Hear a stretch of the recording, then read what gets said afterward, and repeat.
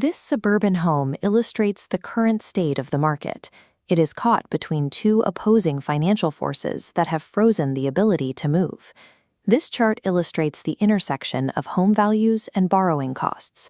Median prices remain near historic highs, even as mortgage rates hold at 6.59%. The math has shifted significantly. To afford a median-priced home today, a household needs an annual income exceeding $137,000. Sellers are feeling the impact too, often watching their listings sit for 30 to 45 days without a single offer appearing. Under these specific rate conditions, the standard strategy of waiting for the right buyer is failing because the numbers simply do not align. When a listing stagnates, the immediate reaction from both buyers and sellers is to propose a sharp cut to the purchase price. Mathematically, however, lowering the sticker price is the least effective way to improve a buyer's immediate monthly cash flow. To bridge this gap, we need to evaluate three specific levers that can be used to manipulate the financing.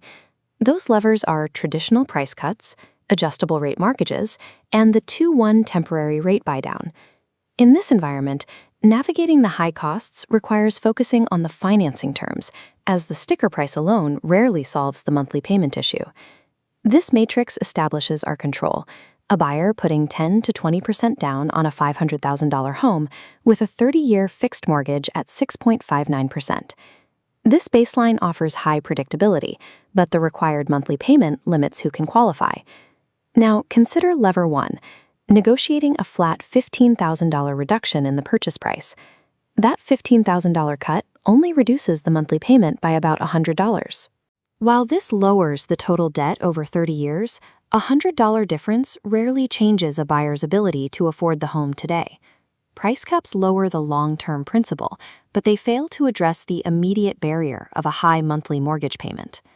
Lever 2 is the adjustable rate mortgage, frequently seen in 5.5 or 5.6 structures. With an ARM, the buyer gets a rate for the first 5 years that is lower than the 30-year fixed baseline, which meaningfully reduces the monthly cost. However, in year 6, the mechanism changes. The interest rate begins to adjust periodically based on current market indices. This introduces significant exposure. If national rates are higher in year 6, the monthly payment will increase to match the new market reality. ARMs provide 5 years of lower payments by moving the long-term market risk from the lender to the buyer. Lever 3 is the 2-1 temporary rate buydown. Notice that the purchase price stays at the $500,000 baseline. Instead of a price cut, the buyer asks for an $11,000 seller concession at closing. That money is held in an escrow account and used to specifically subsidize the buyer's interest payments. In year 1, the effective interest rate is 2% lower than the baseline, which can reduce the monthly payment by $500 to $600. In year 2, the subsidy decreases. The effective rate is now 1% lower than the baseline, so the payment increases but remains discounted.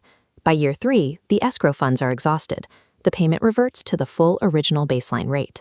The buydown creates a significant immediate reduction in monthly costs, but it functions as a countdown. The buyer must successfully refinance before year 3 begins. Comparing the math directly, the $11,000 cost of a buydown actually provides more monthly relief than the $15,000 cost of a price cut. Sellers prefer this because it costs them less while keeping the final sale price high, which protects the value of other homes in the neighborhood. Buyers often prefer it because it addresses their immediate cash flow requirements much more effectively than a standard discount. The buydown is a structural compromise that benefits both parties, as long as the buyer is prepared for the eventual rate reversion. Choosing the right lever depends entirely on your specific financial timeline and your tolerance for future uncertainty. A conservative optimizer plans to stay a decade or more, avoiding any payment increase.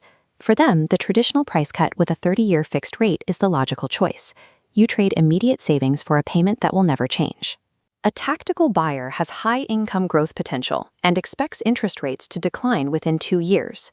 The 2-1 buydown offers the most immediate relief, though it carries the risk of a higher payment if they cannot refinance quickly. Every lever shifts the burden of risk. Your choice determines whether you pay more today or potentially pay more in the future. These strategies assume you have capital for a down payment. However, first-time buyers with limited cash face different obstacles. For them, state-sponsored down payment assistance grants, like those from Oregon Housing and Community Services, can provide necessary upfront funds. Grants trade market risk for personal flexibility. They often require strict income limits and staying in the home 15 to 30 years to avoid repayment. These programs offer significant help, but you must carefully check local eligibility and understand the residency requirements before applying. In today's market, achieving an affordable monthly payment requires engineering the financing terms rather than focusing solely on the sticker price.